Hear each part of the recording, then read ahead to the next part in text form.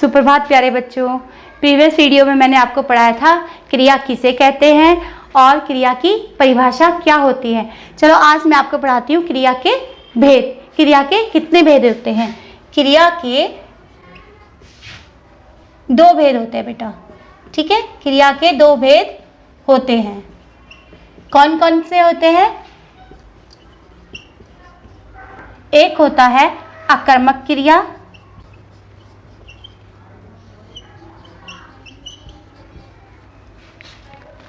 और एक होती है सकर्मक क्रिया।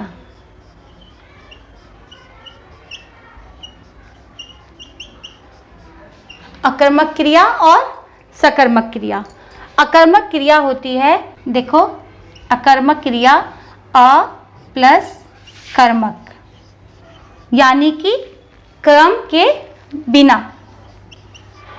क्रम के बिना या रहित, ठीक है, क्रम के बिना या क्रम से रहित। और सकर्मक क्रिया होती है स प्लस कर्मक, यानी कि क्रम के साथ।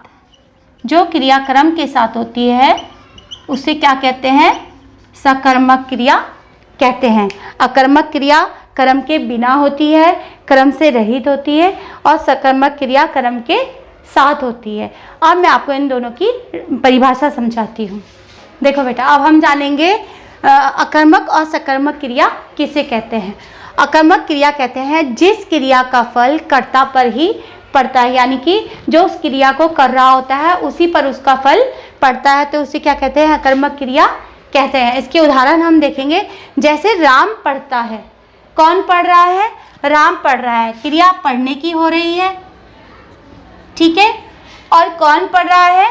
राम। राम हमारा करता है, राम पढ़ रहा है और पढ़ने की क्रिया हो रही है, तो ये क्या है? अकर्मक क्रिया है, ठीक है। सीता गाती है, सीता करता है और गाती है, क्या कर रही है? वो गा रही है, तो गाने की क्रिया हो रही है, ठीक है। अब हम जानेंगे सकर्मक क्रिया के बारे में। सकर्मक क्रिया वो होती है जिस क्रिया में क्रम प्रधान होता है, उसे सकर्मक क्रिया कहते हैं। सकर्मक क्रिया में क्रम को प्रधानता दी जाती है, वो सकर्मक क्रिया कहलाती है। जैसे विकास पानी पीता है, विकास क्या पी रहा है? विकास पानी पी रहा है, तो इसमें क्रिया क्या हो रही है? पीता है, ठीक है, ये हमारी क्रिया है। और पानी कौन पी रहा है? विकास पी रहा है, तो ये हमारा क्या है? करता है, ठीक है। और वो क्या पी रहा है? क्योंकि वो पानी पी रहा है, तो ये हमारा क्रम है। इस क्रिया में विकास पर, यानी कि हमारे कर्ता पर बर्डन नहीं पड़ रहा है, तो ये क्या है? हमारी सकर्मक क्रिया है। यहाँ पर हमारा क्रम प्रधान है, क्योंकि वो पानी पी रहा है, ठीक है। आपको बताया गया है कि वो पानी पी रहा है। ऐसी गीता गाना गाती है, गीता हमारी करता है, अब वो क्या कर रही है? गा रही है। गाती है यानी कि हमारी क्रिया है। क्रिया क्या हो रही है? गाने की हो रही है, ठीक है, वो गा रही है। और वो क्या गा रही है? गाना गा रही है। गाना गा रही है, तो गाना हमारा क्या हो गया? कर्म हो गया। अब इन दोनों वाक्यों में आपको देखो, सीता गाती है, यहाँ पर आपको सिर्फ ये बताया गया है कि सीता गाती है। इसमें आपको कर्ता और क्रिया ही दिए गए हैं। वो क्या गा रही है आपको इसमें बताया गया है, ठीक है। गीता क्या कर रही है? गाना गाती है। यहाँ पर आपको गाना बताया गया, यानी कि यहाँ पर क्रम भी दिया गया है, ठीक है। जहाँ पर क्रम के साथ क्रिया दी जाती है वो क्या होता है? सकर्मक क्रिया कहलाती है। अब मैं से और अभ्यास के द्वारा आपको समझाती हूँ, तब आपको और अच्छे से समझ में आ जाएगा। आइए बच्चों, मैं आपको सकर्मक और अकर्मक क्रिया की पहचान करवाना बताती हूँ, ठीक है। सबसे पहले हम ये ध्यान रखेंगे कि सकर्मक क्रिया की पहचान करने के लिए हमें क्या करना चाहिए, ठीक है।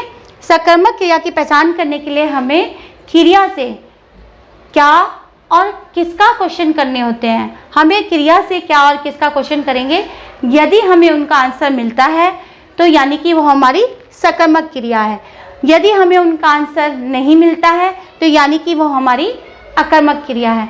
यानी सकर्मक क्रिया में यदि आपको क्रम दिखाई देता है, उत्तर पूछने पर आपको क्रम मिल जाता है, क्योंकि उसमें क्रम प्रधान होता है, वो मिल जाता है, तो वो हमारी सकर्मक क्रिया कहलाती है। ठीक है। अब जैसे धोबी कपड़े धोएगा, ठीक है, धोबी क्या करेगा, कपड़े धोएगा। धोबी करता है, वो क्रिया क्या कर रहा है, धोने की क्रिया कर रहा है। ठीक है। और वो क्या धो रहा है, हम क्रिया से क्वेश्चन पूछेंगे, वो क्या धो रहा है। हमने क्रिया से प्रश्न किया कि धोबी क्या धो रहा है, तो धोबी क्या धो रहा है, कपड़े धो रहा है। हमें उसका आंसर मिल गया, यानी कि हमें इसमें क्रम मिल गया। ठीक है। तो ये कौन सी क्रिया है, सकर्मक क्रिया है, क्योंकि हमें क्रिया से क्वेश्चन करने पर क्रम की प्राप्ति हो गई है, उसके आंसर की प्राप्ति हो गई है, तो यानी कि ये सकर्मक क्रिया है। ठीक है। सीमा सोती है, सीमा सोती है, कैसे सोती है, क्या सोती है, ये तो नहीं है, इसका आंसर तो कुछ होगा ही नहीं।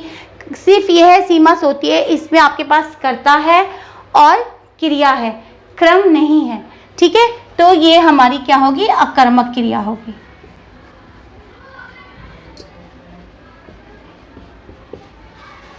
ठीक है। अब है मोहन कूदता है।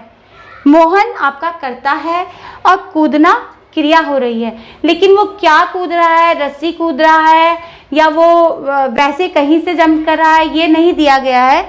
और प्रश्न पूछने पर भी हमें इसका आंसर नहीं मिल रहा है वाक्य में, तो यानी कि ये कौन सी क्रिया है, ये अकर्मक क्रिया है। ठीक है। ये भी हमारी अकर्मक क्रिया है। अध्यापिका पुस्तक पढ़ रही है। क्या पढ़ रही है, अध्यापिका पुस्तक पढ़ रही है। ठीक है। इसमें भी आपको क्रम मिल गया है। क्वेश्चन हमने प्रश्न पूछा कि हमने क्रिया से पूछा क्या पढ़ रही है, तो पुस्तक पढ़ रही है, इसमें हमें क्रम मिल गया, आंसर मिल गया, तो यानी कि ये क्या हो गया, सकर्मक क्रिया हो गई है।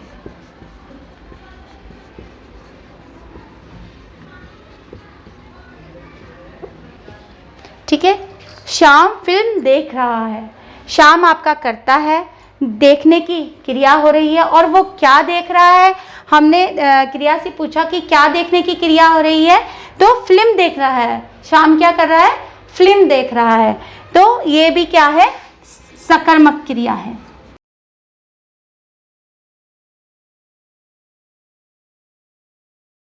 बच्चे खेल रहे हैं। ठीक है। बच्चे खेल रहे हैं, खेलने की क्रिया हो रही है, और कौन खेल रहा है, बच्चे खेल रहे हैं। बट आपको इसमें क्वेश्चन पूछे जाने पर, प्रश्न पूछे जाने पर कि क्या खेल रहे हैं, कोई आंसर नहीं मिल रहा है। लूडो खेल रहे हैं, खो खो खेल रहे हैं, क्या खेल रहे हैं, आपको ये नहीं बताया गया ना, तो यानी कि कौन सी क्रिया है, ये अकर्मक क्रिया है।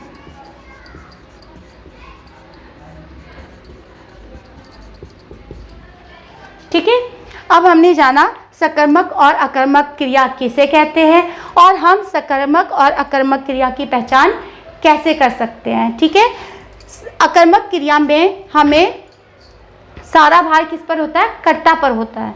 ठीक है। उसमें क्रम नहीं होता है, और जिसमें क्रम होता है, क्रम प्रधान होता है, हमें क्रिया पर क्वेश्चन पूछने पर आंसर मिल जाता है, तो वो क्या कहलाती है, सकर्मक क्रिया कहलाती है। आई होप आपको इनकी परिभाषा और इनकी पहचान अच्छे से समझ में आ गई होगी। धन्यवाद।